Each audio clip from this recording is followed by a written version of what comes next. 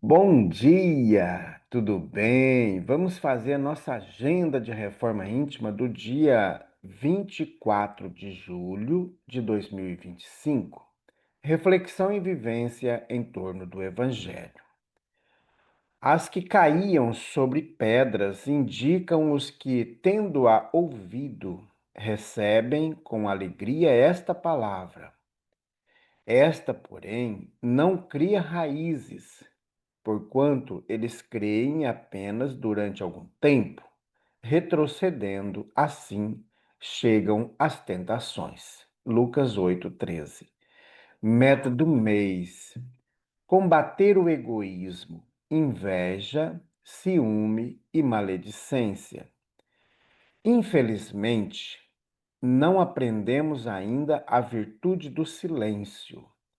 E, o que é pior, experimentamos um prazer imenso em falar desnecessariamente e em demasia, descambando muitas e muitas vezes para a maledicência, sem sequer nos apercebermos disso. Rodolfo Caligares, no livro Páginas de Espiritismo Cristão. Meta do dia: evite os comentários maledicentes. Utiliza a palavra a serviço do bem, como recurso sagrado à tua disposição. Sugestão para a sua prece diária: prece de amor aos semelhantes.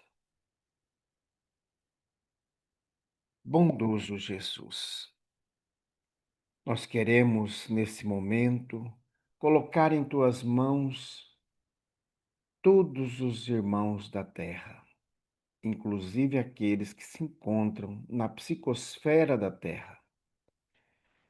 Que possamos, Jesus, sentir a grandeza do teu Evangelho, para que possamos nos fortalecer e sermos pessoas melhores, transformadas, modificadas.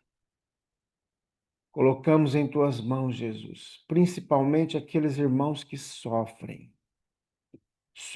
pela fome, sofrem pelas enfermidades diversas, sofrem pelas guerras, pelos massacres, desastres, pela ganância de muitos. Que possamos todos nós, Jesus, ligar-nos a Ti. Graças a Deus, que Deus seja louvado.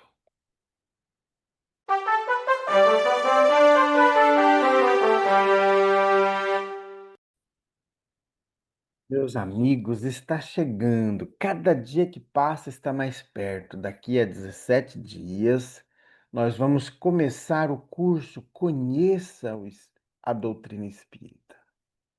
Você tem curiosidade, quer se aprofundar no Espiritismo? Então venha estudar. Veja o que Allan Kardec fala lá na obra O Livro dos Médiuns, da importância que temos de ler tudo sobre aquele assunto que nós queremos nos aprofundar, inclusive as falas contra e as falas a favor.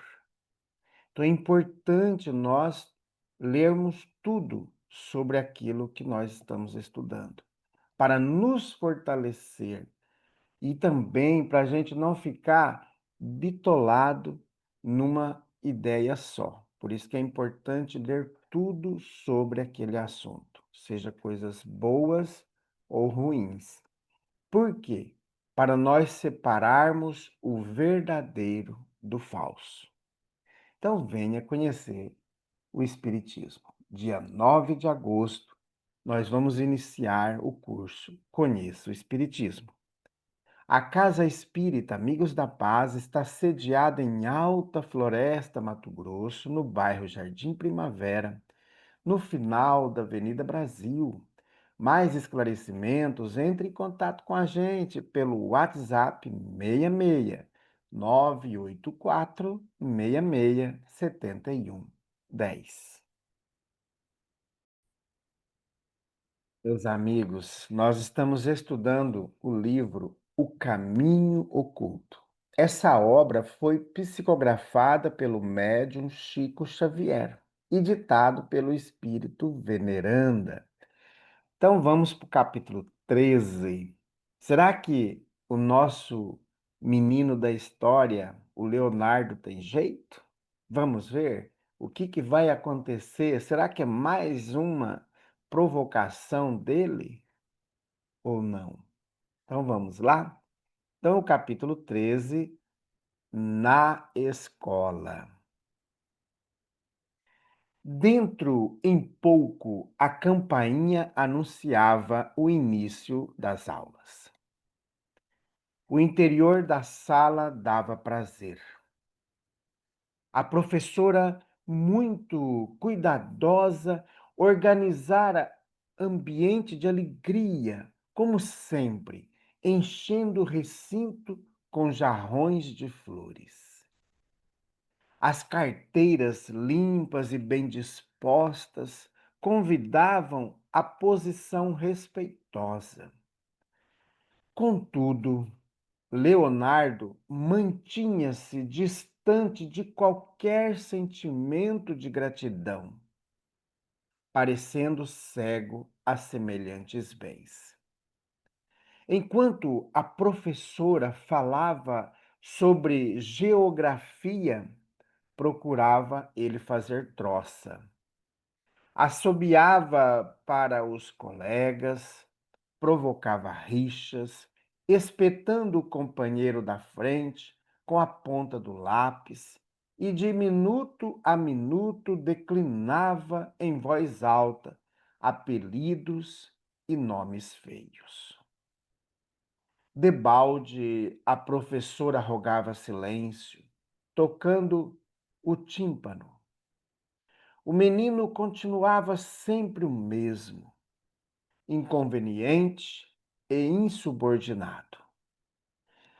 Na aula de canto, preparada com gosto pelas meninas bem comportadas, perturbou a ordem, com arremedo de vozes de peru e macaco. Durante o recreio, fez-se valentão e meteu-se a brigar com dois pequenos menores, aos quais prometeu espancamento para o dia seguinte. A professora, conquanto gastasse muitos conselhos e promessas de castigo, suportou-o calmamente. Todavia, ao terminar as lições, contemplou-o com enorme tristeza, reparando, porém, que o Leonardo não se dava ao trabalho de pensar que a mestra lastimava a conduta do aluno ingrato e desobediente. Espírito Veneranda. Meus amigos, mais um dia, mais um momento de decepção do nosso menino Leonardo. E será que os pais do Leonardo são corresponsáveis por essas atitudes dele? Será que não está faltando uma presença maior do pai e da mãe na vida desse menino? O que será que está acontecendo com ele? Será que ele fica muito tempo no celular, nos jogos? O que está acontecendo com o Leonardo? E olha que, pelo que a gente viu lá no início, ele é um menino religioso, é um menino que gosta das leituras do Evangelho. Mas que desde o dia que nós estamos estudando as peraltices dele, tudo indica que ele não faz nada do que ele gosta do Evangelho. Meus amigos, temos que atinar muito, e aqui uma reflexão para os pais, também para os professores. Devemos estar atentos a perceber como se encontram os nossos filhos. Será que muitas vezes nós não estamos colaborando com as peraltices dos nossos filhos, negligenciando, achando tudo bonitinho o que ele faz, rindo das coisas ruins que os nossos filhos fazem? Às vezes, o nosso filho xinga uma criança, vê uma criança deficiente e tira sarro, vê uma criança preta e tira sarro, vê uma criança gordinha e tira sarro, e a gente aplaude. A gente vê o nosso filho agredindo o cachorrinho, dando pontapés no cachorrinho, e a gente fica feliz com aquilo. Se o nosso filho faz isso, é porque ele vê em nós essa atitude. Então é importante refletirmos se o nosso filho ou a nossa filha não estão copiando nossas práticas. E aí isso vai explodir lá na escola. E quando o professor quer chamar o pai para conversar, para falar sobre o filho, o pai não aceita, diz que o professor está com raiva do filho, está perseguindo o filho e que o filho é um bom filho.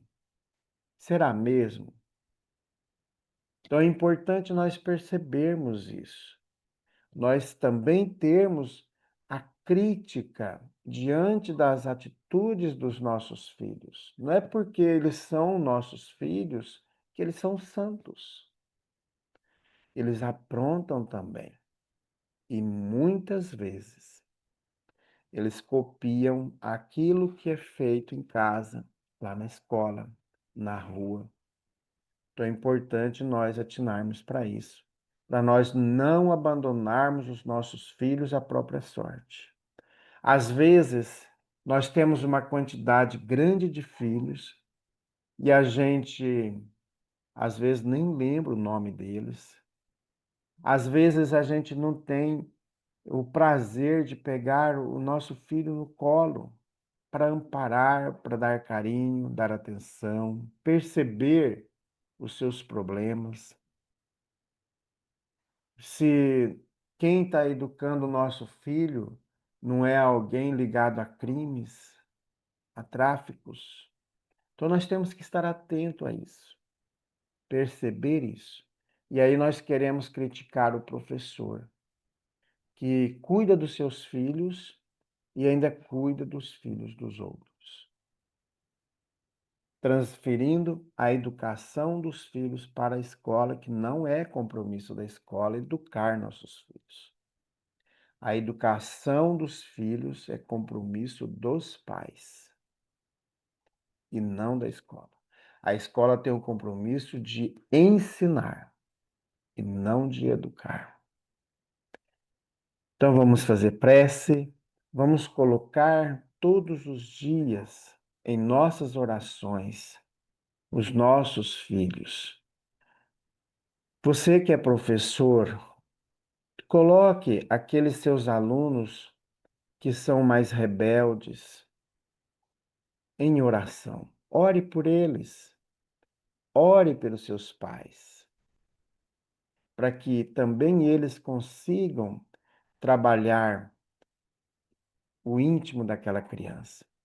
Procure aproximar daquele aluno que não quer fazer as coisas, que está rebelde, para tentar compreender o que passa no interior daquele aluno. Eu sei que não é teu compromisso como professor, mas às vezes ele está precisando de alguém que possa auxiliar na tarefa. E se você fizer além do que você é ganho para fazer como professor, você pode estar salvando aquela criança que ali se encontra, aquele jovem que se encontra dos crimes.